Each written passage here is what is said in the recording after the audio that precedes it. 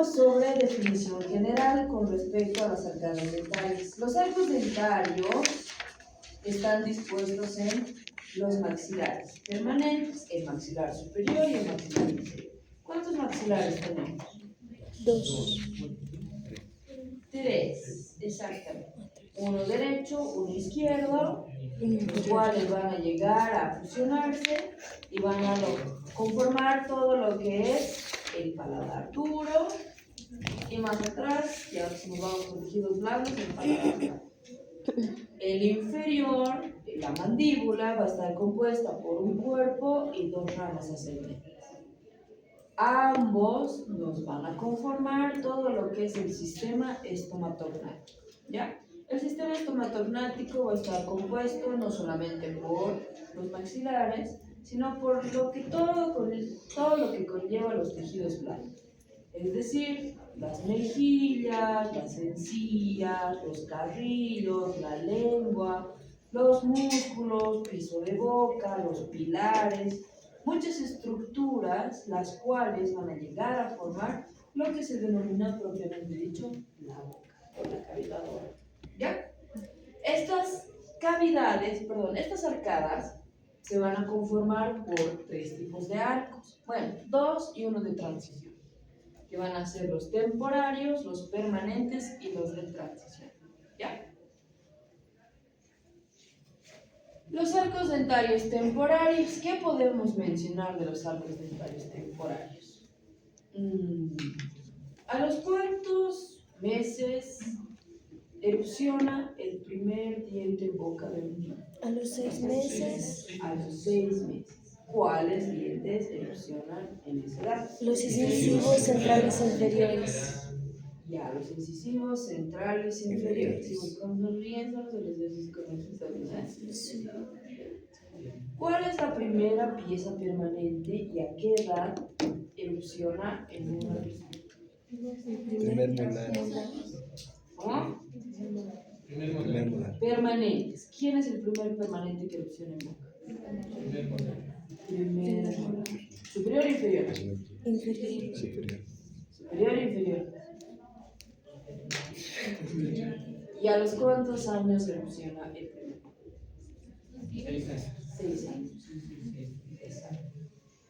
Los primeros molares son considerados, al igual que los caninos, Pilares. pilares. Exactamente. Es como les di el ejemplo, es como si fuera una mesa. Si nosotros hacemos la extracción de un primer molar, pues es delito, chicos, delito extraer un primer molar. ¿Ya? Va a haber muchos casos en los cuales muchos de sus pacientes, incluso tal vez, les van a decir, sí, doctor, sáquenle, no importa. Y muchas personas son así. O hay muchos odontólogos que no lo consideran muy importante, cosa que es, graso error. Porque estas 4 piezas le dan la estabilidad básicamente a toda la boca. ¿Ya? Por eso es importante que si nosotros perdemos una pieza, no sé, puede ser por un accidente, puede ser por un trauma, incluso por el mismo descuido de cada uno, porque nosotros podemos evitar muchas cosas, ¿verdad? Periodontales, caries, extracciones, solamente cepillándonos los dientes. O sea, no es algo del otro mundo. Y eso tenemos que saberlo interpretar para poderlo explicar a nuestros pacientes. Porque si bien nosotros en los 5 años de la universidad nos enseñan de que no se debe extraer piezas dentales hasta lo último, tienen que tratar de hacer todo lo posible, salvar la pieza dental. Y lo último de lo último recién se extrae, ¿ya? Pero nosotros ya sabemos que es importante. Los que no saben son los pacientes. Y los que vienen con tratamientos mal hechos, extracciones mal indicadas, porque hay muchas ocasiones en las que, por ejemplo, en tratamientos de ortodoncia, ¿alguno de ustedes hace un bracket? Sí. Ya. Por ejemplo, en tratamientos de ortodoncia hay clasificación molar y clasificación canina. Dependiendo de la clasificación molar o canina, se hacen extracciones generalmente de premolares. En mi caso, como profesional, bueno, cada uno trabaja, como dicen, de la manera que mejor le parece. En mi caso, no es muy conveniente hacer la extracción de piezas dentales sanas, porque son dientes sanos que tienen una función. ¿Ve? Y hay muchos ortodoncistas que para poder hacer un cambio, digamos, en las arcadas, para poder tener una pseudo clase 1 o una clase 2 más estable o una clase 3 más estable, un camuflaje, se hace la extracción de premolares primeros o segundos. ¿Ya? No, particularmente yo no estoy muy de acuerdo porque existen otro tipo de técnicas para poder mover, se podría decir, esas piezas dentales. Sí, toma un poco más de tiempo y hay muchos de los pacientes que son bastante impacientes, pacientes, los cuales, pucha, quieren un tratamiento así súper rápido. Y no es así, porque el hueso tarda en regenerarse, las piezas dentarias tardan en moverse, porque es todo un proceso. Tiene que haber reabsorción a posición, para que el diente se pueda mover a través del hueso. ¿Y el hueso en cuánto tiempo se regenera? 3 a 4 meses inclusive. Entonces lleva su tiempo. Por eso un tratamiento de ortodoncia, digamos, lleva pues 2 años, a veces hay muchas personas que están 4 años con un tratamiento. Y es depende, porque no en todas las personas la reabsorción y la posición es tan rápido. En unos tarda más, en otros es un poco más lento por los mismos hábitos que tienen, por la edad que tienen, por el tipo de hueso que tienen. Porque no es lo mismo hacer, digamos, un tratamiento en una persona que tiene, no sé, 13 años y en una persona que tiene 70 años. Cosa que me ha pasado. He tenido personas que se han puesto brackets que tenían 65, 70 años. Claro. ¿Qué es lo que pasa? Sí, más que todo es el tema del tabú, creo, ¿no? Que todos los adultos dicen, no, yo ya soy mayor, ¿cómo me voy a poner brackets? No. Pero hay casos en los que sí corresponden. ¿Por qué? Por ejemplo, mi paciente era una señora, tenía 60 y tantos, casi llegaban a sus 70 años. ¿Y qué era lo que pasaba? Solamente tenía en superiores de canino a canino y en inferiores tenía de primer premolar y segundo premolar. ¿Y qué es lo que había pasado? La señora, o sea, tenía una mordida relativamente normal, si no tenía piezas posteriores y era una clase 1. Con el pasar de los años, la señora se volvió clase 3. Su mordida se invirtió y quería hacer una rehabilitación completa, es decir, ponerse dientes, ponerse prótesis. Pero si se ponían las prótesis, hubiera tenido igual la mordida cruzada. Y por más magia que hagan los rehabilitadores orales, por más de que la carilla se escucha, no sé, así, las más caras, de la mejor calidad, hubiera seguido teniendo la misma mordida. A no ser que se hagan extracciones de las piezas que ya básicamente son deciduas, que están ahí, son restos, porque tenía una destrucción coronaria de piezas dentarias, muchas resinas que estaban ya infiltradas. Entonces, la única solución era hacer ortodoncia. Y la señora no quería. Decía, no, yo ya soy muy mayor, ¿cómo voy a poner brackets? No.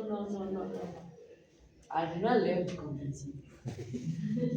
Y para este tipo de pacientes, generalmente lo que se recomienda es poner un tipo de bracket estético, los cerámicos, los que son transparentes, o los de zafiro, digamos. Cosa que no se note tanto, que sea un poco más imperceptible a las miradas y cumpla una función. Sí, obviamente son un poco más delicados, bla, bla, bla. Pero al final la paciente tuvo un cambio de mordida. Porque el tipo de mordida que ella tenía en un principio, una clase 1, se ha descompensado gracias a la pérdida de los posteriores. Los dientes siempre buscan tener contacto. Siempre. Y en este caso, por el tipo de mordida que tenía la señora, tenía una clase 1. Pasó el tiempo y la mandíbula se ha instalado hacia adelante de una manera postural. Eso se llama maloclusión postural. ¿Ya? Puede pasar, les puede llegar igual a ustedes. Pero ustedes tienen que tener el pensamiento crítico y razonar y decir, no, si esta paciente era así y con los años se volvió así, quiere decir que su caso no es esqueletal. Porque puede haber casos en los que una persona nace con una clase 3 desde que es genético, a una que solamente es clase 3 dental y no es esquelético. Los que son esqueléticos son cirugía. Los que son dentales es ortodoncia. Ahora, con ortodoncia también se puede llegar a hacer un camuflaje, ¿ya? Pero para ello tenemos que tener en cuenta cómo están conformadas las arcadas, cuál es la importancia de cada pieza dental, para saber nosotros diagnosticar y ver qué es lo mejor para el paciente. Y ustedes siempre, siempre, siempre, grábense esto. Ustedes no están atendiendo personas. Imagínense que le están atendiendo a su mamá o a su papá. Para que ustedes tomen conciencia de todos los tratamientos que van a hacer apenas pisen químicas. Y los primeros conejillos de India van a ser sus hermanos, sus papás, sus tíos, sus primos. Y es así. Con sus amigos, es así. Por ejemplo, una de mis estudiantes el viernes, no sé qué pasó, me dice, doctora, tan rápido pasa el tiempo, pero le cuento que mis papás, mis tíos, como saben que yo estoy estudiando salud, todo el tiempo me preguntan de medicación, me preguntan de diagnósticos, que por qué me duele esto, que esto me duele, que puedo tomar. Y me dicen, Maribel se llama, Maribel, tienes que apurarte porque ya tienes que salir de la universidad para que nos puedas atender. Y es así, o sea, lo mejor que se puede tener de un paciente, porque no solamente son sus papás, no solamente son sus hermanos, sus primos, son sus pacientes. Y ustedes creen que si no tienen los conocimientos importantes y los básicos para poder realizar un diagnóstico, van a poder atender así a sus papás. Eso yo le decía a mi estudiante, a Maribel, o sea, esto es como el motor, el que tu papá te diga, hija, tienes que salir rápido porque quiero que me atiendas, porque ningún otro odontólogo ha sabido atender, o tu mamá, que ningún otro odontólogo ha sabido tratarme, porque por tiempo, porque hay muchos odontólogos que tal vez son muy apurados, incluso hacen tratamientos así al vuelo, o malos tratamientos. La verdad hay que tener mucha, mucha suerte para tener un buen odontólogo. ¿Ya? Porque hay muchos de ellos que no se preparan, no se actualizan, porque ustedes saben que en todas las carreras siempre hay actualizaciones y mucho más sencillo. ¿Ya? Entonces, esto, como reflexión, les digo, pónganle pilas, porque de aquí en adelante van a atender a sus papás, a sus mamás y a sus hermanos. Y como cada uno de nosotros quisiera que nuestros papás o toda nuestra familia los atiendan los mejores profesionales, que no se equivoquen, que no cometan errores. Ahora, ustedes están en formación, claro, pero eso no quiere decir que también lo dejemos todo para el último momento y que pase lo que tenga que pasar, ¿no? Que Diosito me ilumine. No, para eso nos estamos preparando todo este semestre, ¿ya? Así que pónganle pilas, si en el segundo semestre no les ha ido muy bien, pónganle pilas, por favor, ¿ya? Listo, arco dentario temporario. ¿Cuál es su conformación? Está compuesto por 20 dientes. 10 por arco y 5 por hemiarco, ¿ya? Su distribución, de la misma manera que los permanentes, vamos a tener 2 incisivos, un canino, por hemiarcada estamos hablando, chicas. 2 incisivos, un canino, 2 molares por hemiarco. ¿Qué pasa cuando se exfolian los primeros molares temporarios? ¿Qué pieza la procede? ¿Quién sale después? ¿Qué permanente sale? ¿Primer molar? Primer premolar.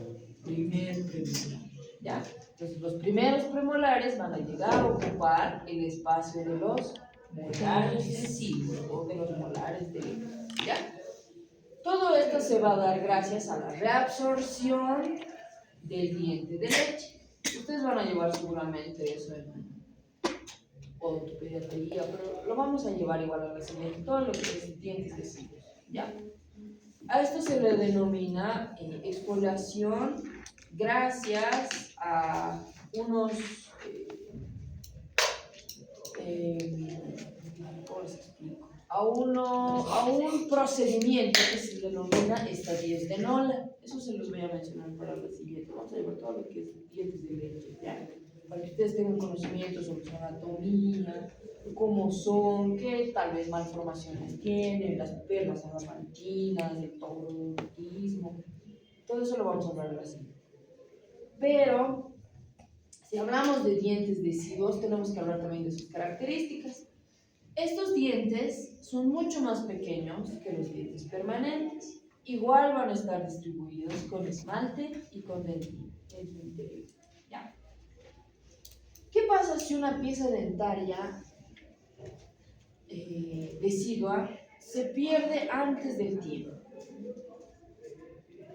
Imagínense que tengo un central que se ha salido tal vez porque el niño se cayó y se salió, evolucionó, se salió del alveolo dental. ¿Qué pasaría con esa pieza? El permanente sigue arriba, obviamente, le falta tiempo. ¿Qué creen que puede pasar si se pierde una pieza? Ya sea un central, un molar, deciduo. Estamos hablando solo de deciduos. Va a haber una desviación de los demás. Ya, ¿qué más va a pasar? Una reabsorción, no sé. Ya, ¿qué más va a pasar? A nivel biológico. Hemos dicho, los dientes siempre buscan contacto. Los otros dientes se van a mover también, o sea, van a tratar de ocupar ese espacio y va a haber una mala oclusión. Por eso es muy importante que ya, si tenemos hermanitos, hijos, sobrinos, es bastante importante respetar la exfoliación de cada pieza. ¿Por qué? Si nosotros, ya bien sea por calles, hacemos extraer esa pieza dentaria, o por algún accidente, porque hay muchos niños que a veces juegan, se caen y se les sale la pieza dentaria. ¿Qué es lo que pasa? Los dientes, como les digo, siempre buscan cerrar espacios y tener contacto. Las piezas de al lado van a empezar a cerrar ese espacio. Y cuando el permanente quiera salir, no va a tener ese espacio. Y ahí es donde se busca. Por eso hay muchas personas que tienen incluso los caninos generalmente arriba. ¿No ven? Y tienen los caninos de leche todavía abajo. Y los caninos permanentes ya totalmente. Ahí sí, digamos, podríamos pensar en una extracción de los residuos, porque los permanentes ya se han manifestado, entonces ya tienen el espacio para poder ocupar. Pero cuando no tenemos el espacio, el permanente busca salir por donde sea y ahí empiezan los apiñamientos, las malas oclusiones, y ahí sí o sí, ¿vale? Listo. De los espacios interdentarios fisiológicos de Baum, eso igual vamos a hablarlo cuando lleguemos a la siguiente clase de todo de leche, ¿ya? Porque cada diente no solamente tiene un espacio. Si bien los dientes de leche tienen un tamaño menor, no sé si han visto cuando sonríen los niños, tienen hartos espacios. ¿Diastemas? Exacto, los diastemas. Y estos se consideran espacios de Baum, eso lo vamos a llevar para la siguiente, ¿ya? ¿A qué se denominan los espacios de Baum? Son diastemas los cuales van a ayudar o guardar un espacio para los permanentes. Porque los permanentes son pues el doble del tamaño de uno de leche. No podemos comparar un incisivo central de leche con un incisivo central permanente. Para eso son los espacios de Baum. ¿Y cómo podemos predecir, digamos, que un niño va a tener una malposición dental? Es cuando no tenga los espacios. Pero eso lo vamos a ver para la siguiente. Les voy a mostrar cuáles son los espacios. ¿Ya? Todas estas piezas dentarias nos van a ayudar a conformar las arcadas dentarias, las cuales nos van a ayudar en la masticación, en la formación y todo lo que tenga que ver con el aparato estomacal. ¿Ya? Después, hablamos de los arcos dentarios permanentes. Estos van a estar compuestos por 32 piezas dentarias. ¿Sabían que antes teníamos nosotros hasta cuarto molar? Sí. Sí, teníamos. Pero como la humanidad ha ido evolucionando, estas piezas dentarias básicamente se han ido perdiendo. Sí. Incluso tal vez nuestros hijos ya van a nacer sin terceros molares, ¿ya?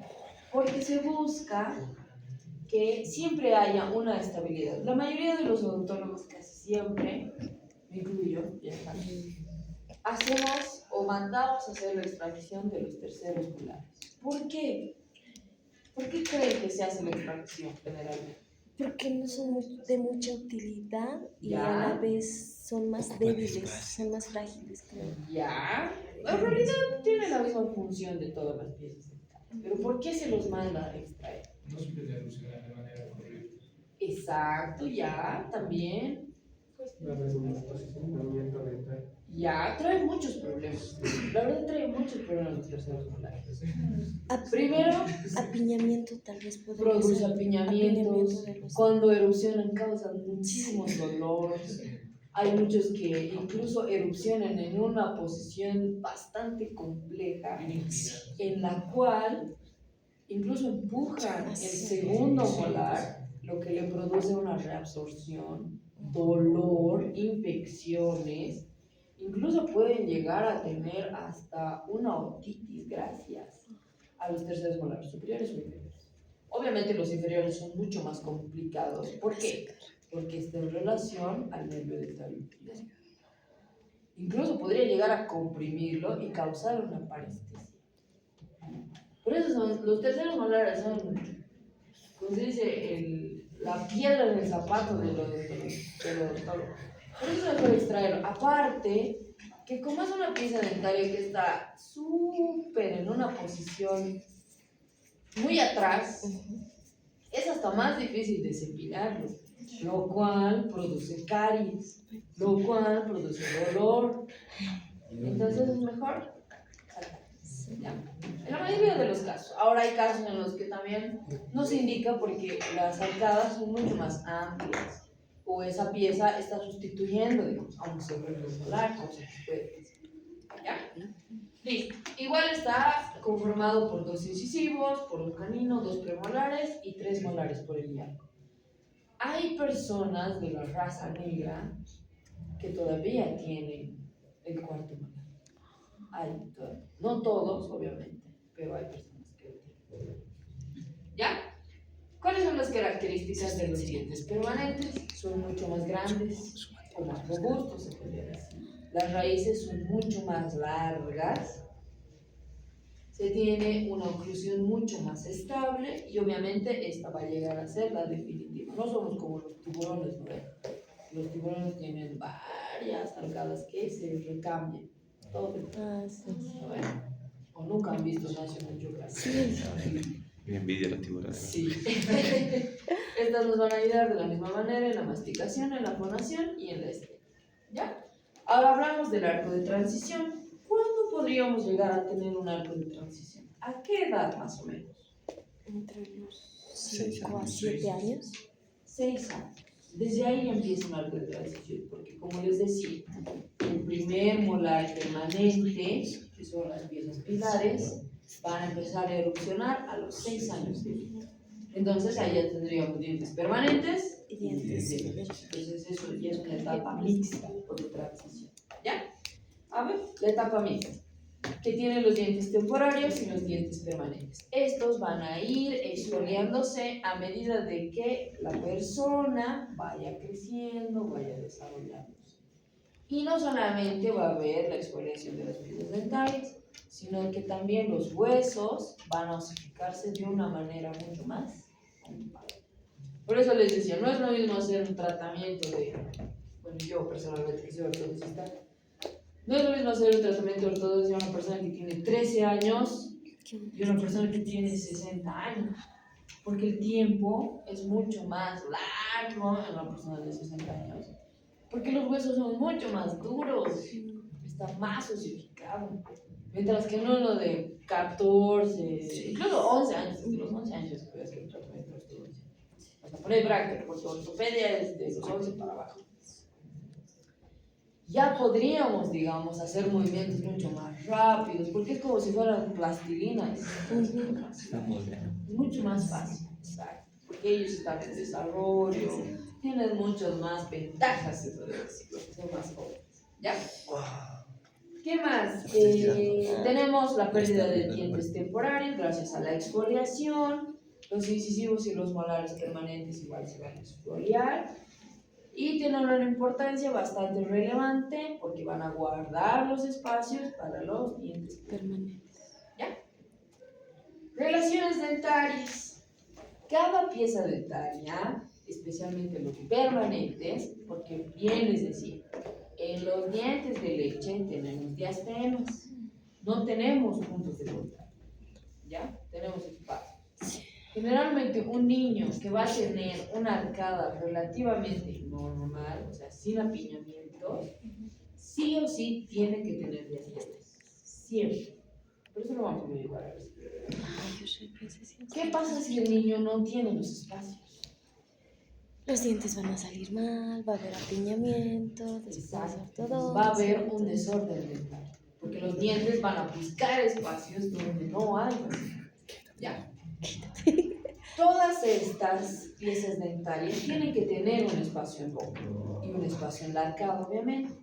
Pero no solamente tienen que tener un espacio, tienen que tener una estabilidad.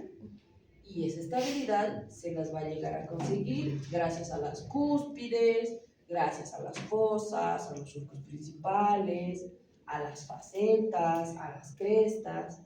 Pero estas a su vez van a llegar a conformar lo que se denomina la curva de Spee. ¿Qué era la curva de Spee? Eso nos lleva a la anterior vez. Era la línea imaginaria que va Lo desde... primero es una curva de compensación. ¿Ya? ¿Qué más?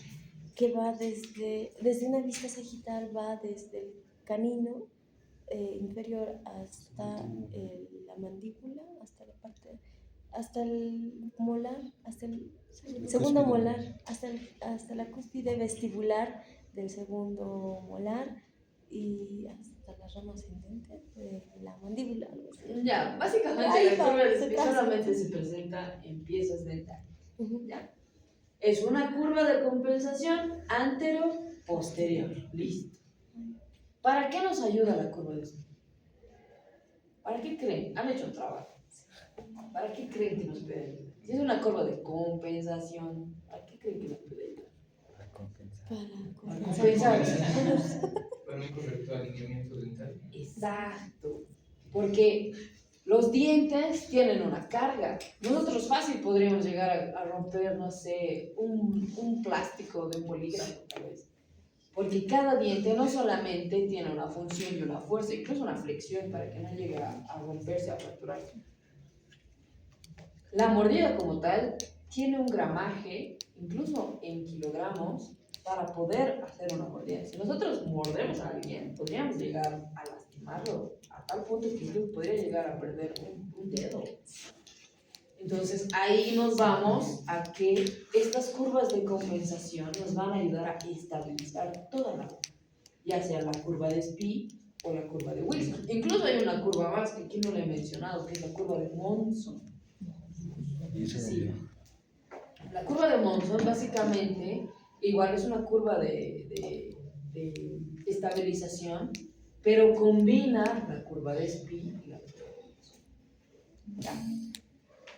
¿Qué más? Relaciones maxilares. Maxilar mandíbula, vamos a tener cúspides, fosas, como les decía, crestas marginales. Y en las relaciones caninas vamos a tener las relaciones entre las cúspides de los caninos y los premolares. Y todo eso va a variar dependiendo de la clase canina o de la clase molar que tenga dicho paciente. Porque hay diferentes clases caninas, clase 1, clase 2, clase 3.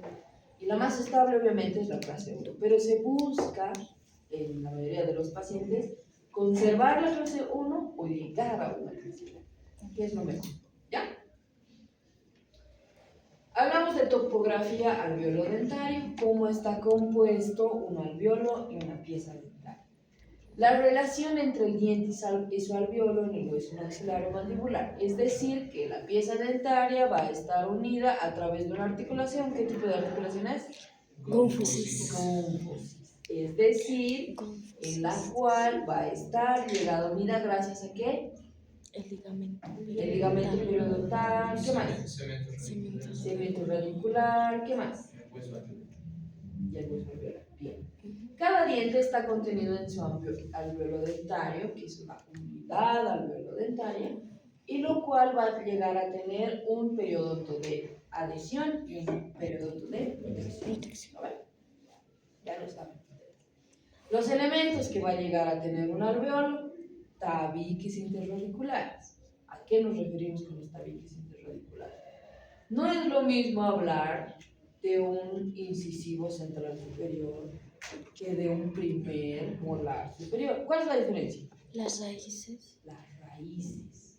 Entonces, si mi primer molar va a tener 3 raíces y los huesos tienen que ingresar, el hueso tiene que ingresar entre las raíces, porque si no hay hueso, la piel se va a mover. Tiene que tener una estabilidad. Es como meter un clavito a una madera, ¿no ves? Más o menos. Entonces va a ocupar un espacio entre las raíces, ¿ya? Y estas se van a llegar a denominar tabiques dentarios. ¿Cuándo lo van a ver? Cuando hagan extracciones dentales. Ahí lo van a ver así, clarísimo. ¿Ya? Cuando ustedes ya estén en cirugía. Los tabiques interradiculares o interdentarios. ¿Qué pasa si un tabique pierde su altura? O si se reabsorbe, digamos, por alguna infección o por un mal tratamiento de endodoncia. ¿Qué creen que pasaría? Ya, puede haber una resorción. ¿Qué más? Se va a perder su altura, movimiento. ¿Qué más? ¿Qué más podría haber? ¿Habrá dolor? Sí, dolor. ¿Por qué? Porque se está infectando también. Ya, pero ¿qué estructuras van a estar comprometidas si los tabiques interradiculares pierden su altura? Pues ya no va a haber hueso, básicamente. Los nervios. Va a haber movilidad. ¿Qué más? La pulpa. O sea, la pulpa va a estar comprometida porque... ¿Por qué va a haber dolor? ¿Por la pulpa? si la infección ya ha llegado a la pulpa, entonces sí, pero a través de los nervios todo eso. Ya, sí, puede pasar también. ¿Pero qué más podría haber? Aparte de movilidad y dolor. ¿Por qué creen que se hace una extracción dental? Para que no vaya a infectar a otros lugares. Ya, sí, puede viajar a través del torrente sanguíneo de otras bacterias, incluso causar una celulitis. Pero ¿por qué creen más?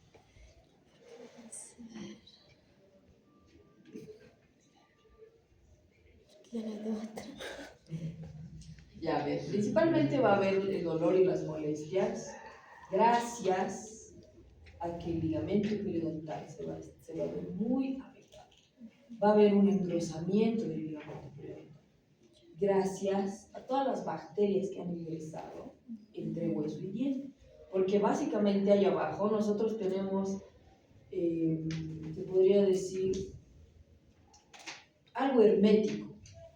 Hermético me refiero a que las bacterias no pueden ingresar. Si un hueso, si un ligamento, si un cemento están sanos y no tienen la introducción de las bacterias. Porque tenemos bacterias en toda nuestra boca. Y la cavidad que más bacterias tiene es la cavidad.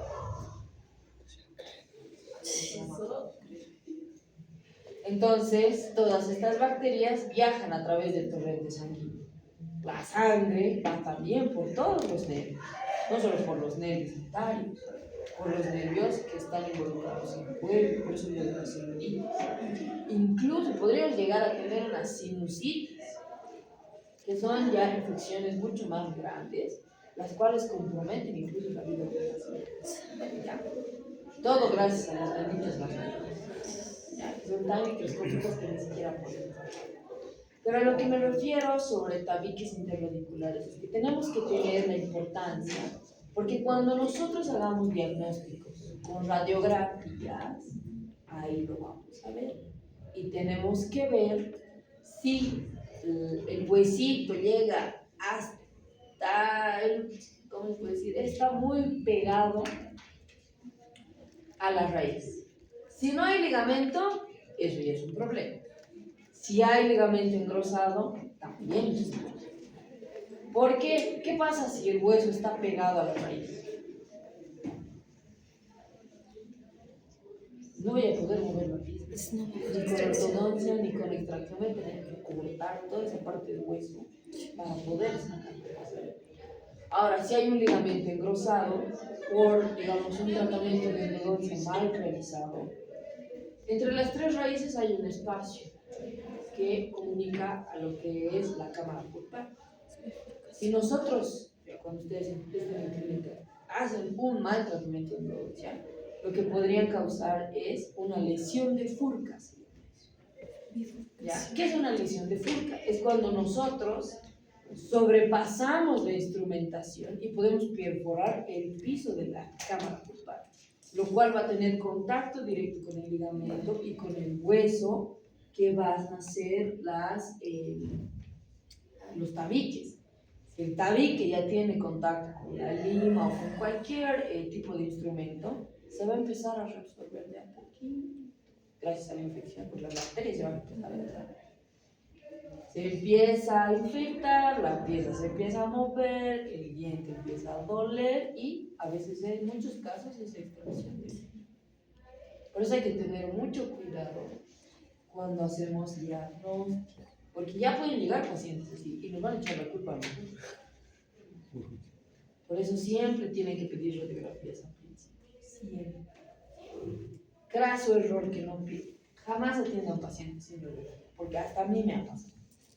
Cuando estaba en pregrado, justo un paciente me llegó, era mi último paciente para cirugía. Llegó, igual era un chico, así súper jovencito, quiero que me saques mi premolar, ya. Yo estaba ahí intentando con el elevador para dilatar, porque hay que dilatar el alveolo. Dilatando, y el diente no se movía. Y yo no le había pedido radiografía. No se movía. Media hora, nada, no, pues, o sea, no podemos extendernos más de 2 horas. Porque la anestesia ya ni siquiera estaba haciendo efecto. Le metíamos tubo, me duele, le metíamos tubo, nada. Tuve que llamar a mi docente. Mi docente igual, 1 hora y no podía. Al final me dijo, no, hay que entrar al quirófano. Y yo, ¿qué? Cuando hemos entrado al quirófano, hemos sacado una radiografía justo en ese momento, porque teníamos radiovisiógrafo.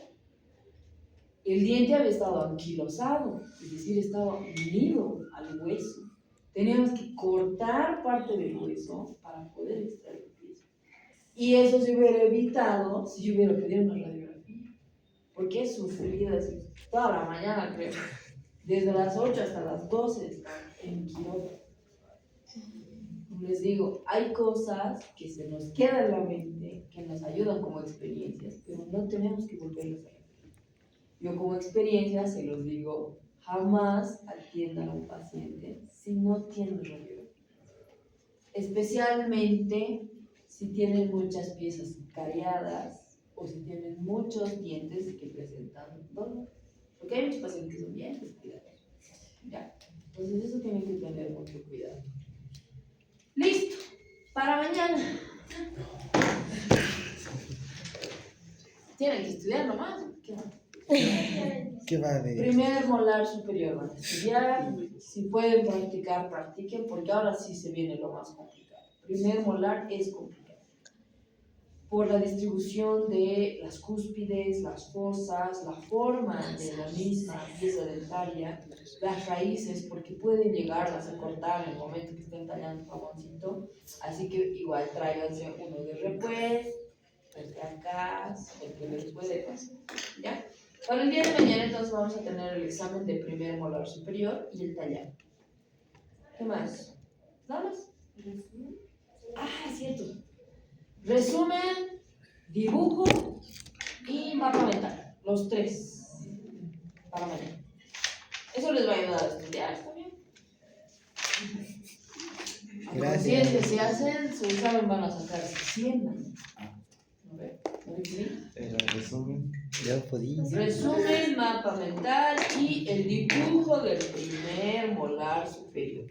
Por favor, cada estructura tiene que tener un color. Si no está como les estoy indicando, que es negro, no está. Pues ya está. ¿Ya? ¡Listo! Vámonos, chicos.